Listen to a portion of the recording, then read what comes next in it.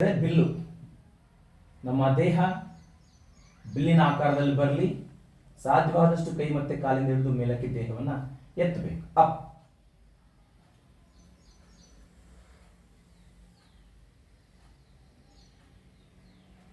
ಪೊಸಿಷನಲ್ಲಿ ಇರಬೇಕು. ನಂತರ ನಿಧಾನಕ್ಕೆ ಡೌನ್ ಮಾಡಬೇಕು.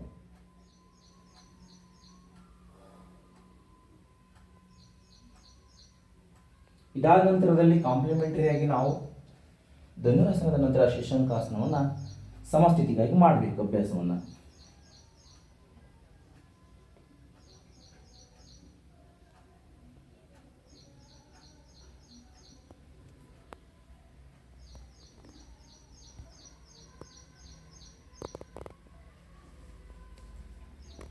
ಇದಿಷ್ಟು ಹೊಟ್ಟೆ ಮೇಲೆ ಮಲಗಿ ಮತ್ತೆ ಬೆನ್ನು ಮೇಲೆ ಮಲಗಿ ಮಾಡುವಂತಹ ಕೆಲವೊಂದು ಆಸನಗಳಾದ ನಾನು ನಿಮಗೆ ಮಾಹಿತಿಗೋಸ್ಕರ ಆರೋಗ್ಯ ದೃಷ್ಟಿಯಿಂದ ತೋರಿಸಿದ್ದೇನೆ. ಈಗ ಕಪಾಲಭಾತಿಯನ್ನು ಅಭ್ಯಾಸ ಮಾಡುವಾಗ ನಮ್ಮ ಸ್ಟಮಕ್, ಹೊಟ್ಟೆ ಒಳ ಮತ್ತು ಹೊರ ಹೋಗುವುದನ್ನು ಗಮನಿಸಬೇಕು. ಮತ್ತು ಯೋಗದ ಕ್ರಿಯೆಯಲ್ಲಿ ನವಲಿ ಕ್ರಿಯೆ ಕೂಡ ಬರುತ್ತೆ. ಅದನ್ನು ನಿಂತು ಅಭ್ಯಾಸ ಮಾಡುವುದುಂಟು. ಮತ್ತು ಸಾಧನೆ ಮಾಡಿದಂಥ ಸಾಧಕರ ಅನುಭವದಿಂದ ಕುಳಿತು ಮಾಡುವುದು. ಉಡ್ಡಿಯಾನ ಬಂಧವನ್ನು ಮತ್ತು ನವಲಿಯನ್ನು ನಾನು ನಂತರದಲ್ಲಿ ಮುಟ್ಟಿಸ್ತೇನೆ.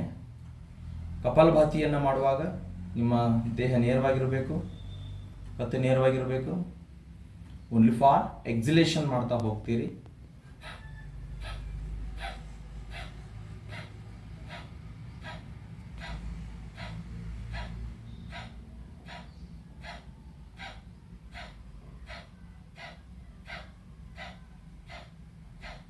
ಈ ರೀತಿ ನೀವುಗಳು ಒಂದೊಂದು ಸ್ಟ್ರೋಕಿನ ಮೂಲಕವಾಗಿ ಅಭ್ಯಾಸ ಮಾಡ್ತಾ ಹೋದಂತೆಲ್ಲ ಹೊಟ್ಟೆಯ ಬಜ್ಜು ಕಡಿಮೆ ಆಗುತ್ತೆ, ಬ್ರೈನ್ ಶೈನ್ ಮತ್ತು ಹೃದಯಕ್ಕೆ ರಕ್ತ ಸಂಚಾರ ಆಗುತ್ತೆ, ಬ್ಲಡ್ ಸ್ಟಿಮ್ಯುಲೇಟ್ ಆಗ್ತಾ ಬರುತ್ತೆ. ಈ ರೀತಿಯಲ್ಲಿ ನೀವು ಕಪಾಲಭಾತಿಯನ್ನು ಮಾಡ್ತಾ ಹೋಗೋದ್ರಿಂದ ನಿಮ್ಮ ದೇಹದ ತೂಕವನ್ನು ಮತ್ತು ಹೊಟ್ಟೆಯ ಬಜ್ಜನ್ನು ಕೂಡ ಕಂಟ್ರೋಲ್ ಮಾಡ್ಕೊಳ್ಬೋದು. ಯಥೇಚ್ಛವಾಗಿ ನಮ್ಮ ಮೆದುಳು ಮತ್ತು ಹೃದಯವನ್ನು ಆರೋಗ್ಯವಾಗಿ ಕಾಪಾಡ್ಕೊಳ್ಬೋದು. ಈಗ ತಾವುಗಳು ಗಮನಿಸಿ, ಯಾವ ರೀತಿಯಲ್ಲಿ ನಾವುಗಳು ನಿರಂತರ ಅಭ್ಯಾಸದಿಂದ ಹೆಚ್ಚು ಬೆಂಡಿಂಗು ಮತ್ತು ಅದನ್ನುಗಳನ್ನು ಪೊಸಿಷನ್ಗೆ ತಲುಪಬಹುದು ಅನ್ನೋದಕ್ಕೆ ಈಗ ನಿಮ್ಮ ನಿರಂತರ ಅಭ್ಯಾಸವೇ ಇದಕ್ಕೆ ಸಾಕ್ಷ್ಯ ಆಗುತ್ತೆ. ನೋಡಿ, ಮೊದಲನೇದಾಗಿ ನಾವುಗಳೀಗ ಉಡ್ಡಿಯಾನ ಬಂಧವನ್ನು ಗಮನಿಸೋಣ.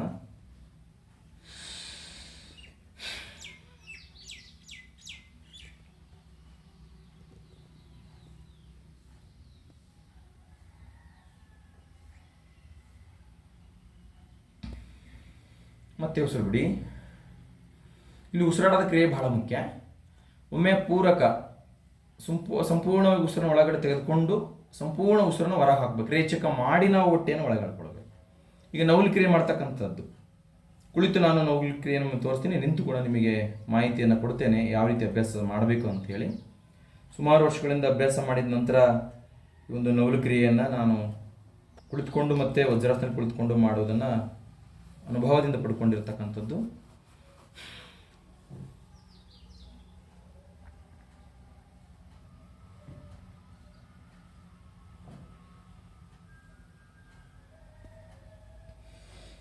ಹಾಗೆ ವಜ್ರಾಸನದಲ್ಲಿ ಬಾರಿ ನೋಡ್ಕೊಳ್ಳಿ. ಇದು ಬಹಳ ಸುದೀರ್ಘವಾಗಿರ್ತಕ್ಕಂಥ ಸಾಧನೆಯುಕ್ತವಾಗಿ ನಾವುಗಳು ಮಾಡುವಂಥದ್ದು. ಸುಮ್ಮನೆ ನೀವುಗಳು ಹೊಟ್ಟೆಯನ್ನು ಒಳಗೆಳ್ಕೊಂಡು ಮೂಮೆಂಟ್ ಮಾಡ್ತಾ ಹೋಗಿ ಹೊಟ್ಟೆಯನ್ನು ಲೂಸ್ ಮಾಡಿಕೊಳ್ಳಿ.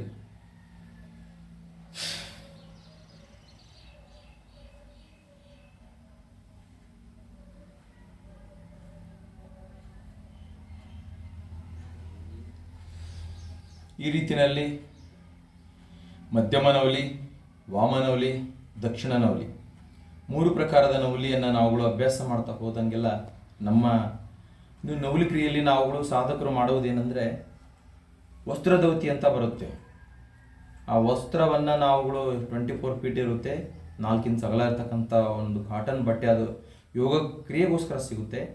ಅದನ್ನು ನಾವು ಸಂಪೂರ್ಣವಾಗಿ ನುಂಗಿ ಜಠರದಲ್ಲಿ ಇಟ್ಕೊಂಡು ಈ ರೀತಿ ನವಲಿಯನ್ನು ಮಾಡಿ ನಾವು ಅಭ್ಯಾಸವನ್ನು ಮಾಡಿದ ನಂತರ ಅದನ್ನು ತೆಗೆಯೋದ್ರಿಂದ ಜಠರಾಗ್ನಲ್ಲಿರ್ತಕ್ಕಂಥ ಕಲ್ಮಶವನ್ನು ಹೊರಗೆ ಹಾಕಲಿಕ್ಕೆ ಒಂದು ನವಲಿ ಕ್ರಿಯೆ ನಮಗೆ ಸಹಾಯಕಾರಿ ಆಗುತ್ತೆ.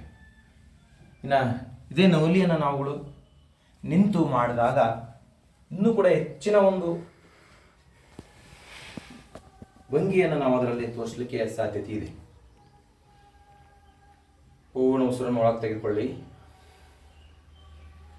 ಪೊಸಿಷನ್ನು ತೊಡೆಯ ಮೇಲೆ ಈ ರೀತಿ ಕೈ ಬರುತ್ತೆ. ಪೂರ್ಣ ದೇಹವನ್ನು ಹಿಂಬಾಲಿಸಿಕೊಂಡು ಹೊಟ್ಟೆಯಿಂದ ಸಂಪೂರ್ಣವಾಗಿ ಮಾಡುವಂತಹ ಸ್ಥಿತಿ.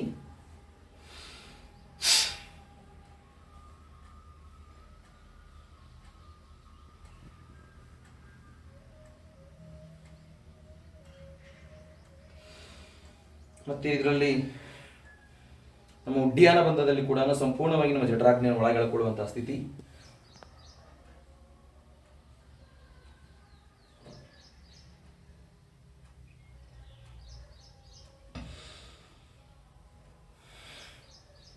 ಇಲ್ಲಿ ನವಲಿ ಕ್ರಿಯೆಯಲ್ಲಿ ಟೆಕ್ನಿಕ್ ಏನಂದ್ರೆ,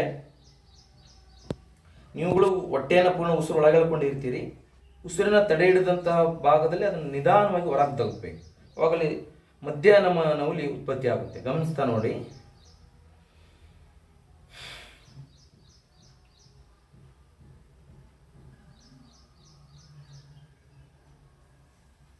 ಈ ರೀತಿಯಲ್ಲಿ ನಾವು ಇದನ್ನು ಮೊದಲು ಅಭ್ಯಾಸ ಮಾಡಬೇಕು.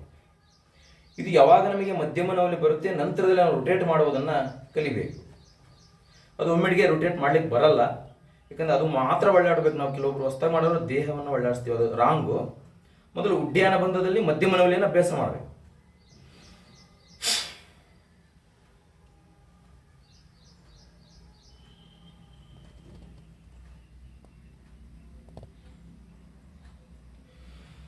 ಈ ರೀತಿಯಲ್ಲಿ ರಾಷ್ಟ್ರಮಟ್ಟದ ಸ್ಪರ್ಧೆಗಳಲ್ಲಿ ಈ ಒಂದು ನವಲಿ ಕ್ರಿಯೆ ಕೂಡ ಬಹಳ ಸ್ಪರ್ಧೆಗಿರುವಂಥದ್ದು. ಯಥೇಚ್ಛವಾಗಿ ನಮ್ಮ ಜಠರಾಗ್ನೆಯನ್ನು ಸ್ವಚ್ಛಗೊಳಿಸ್ಕೊಳ್ಳಿಕ್ಕೆ, ಜೀರ್ಣಕ್ರಿಯೆ ಹೆಚ್ಚಾಗಲಿಕ್ಕೆ, ಹಸುವು ಭಾಳ ಚೆನ್ನಾಗಿ ಆಗಿ ನಮ್ಮ ಒಂದು ಮಲಬದ್ಧತೆ ನಿವಾರಣೆ ಆಗಲಿಕ್ಕೆ ಈ ಯೋಗಾಭ್ಯಾಸಗಳು ಸಾಧನಯುಕ್ತವಾಗಿ ಮತ್ತು ಯೋಗ ಕಲಿತಕ್ಕಂಥವ್ರು ಈ ನವಲಿ ಕ್ರಿಯೆಯನ್ನು ಮಾಡ್ತಾ ಹೋದರೆ ನಮ್ಮ ಜೀರ್ಣಾಂಗ ವ್ಯೂಹ ಸಂಪೂರ್ಣವಾಗಿ ಸಚೇತನಗೊಳ್ಳುತ್ತದೆ, ಒಳ್ಳೆಯ ಆರೋಗ್ಯ ಲಭಿಸುತ್ತದೆ. ಹಾಗೆ ಮತ್ತೆ ಮುಂದೆ ಇನ್ನೊಂದು ಕೊನೆಯದಾಗಿ ಒಂದು ಆಸನವನ್ನು ನಾನು ನಿಮಗೆ ಮಾಹಿತಿಗೋಸ್ಕರ ಕೊಡ್ತಾ ಇದ್ದೇನೆ. ಆರೋಗ್ಯ ದೃಷ್ಟಿಯಿಂದ ಶೀರ್ಷಾಸನ, ಕಿಂಗ್ ಆಫ್ ದಿ. ಆ ಒಂದು ಶೀರ್ಷಾಸನವನ್ನು ನಾವುಗಳು ಮಾಡೋಕ್ಕಿಂತ ಮೊದಲನೇದಾಗಿ ತೆರೆಯ ಭಾಗಕ್ಕೆ ಒಂದು ದುಂಡನೆ ಬಟ್ಟೆಯನ್ನು ಇಟ್ಕೊಳ್ಬೇಕು. ಅದಾದ ನಂತರದಲ್ಲಿ ನಾವು ಶೀರ್ಷಾಸನವನ್ನು ಮಾಡಿದರೆ ನಮ್ಮ ನೆತ್ತಿಯ ಭಾಗಕ್ಕೆ ಒತ್ತಡ ಬರೋದಿಲ್ಲ ಅಂತೇಳಿ ಸ್ಟಾಪ್ ಮಾಡಿ.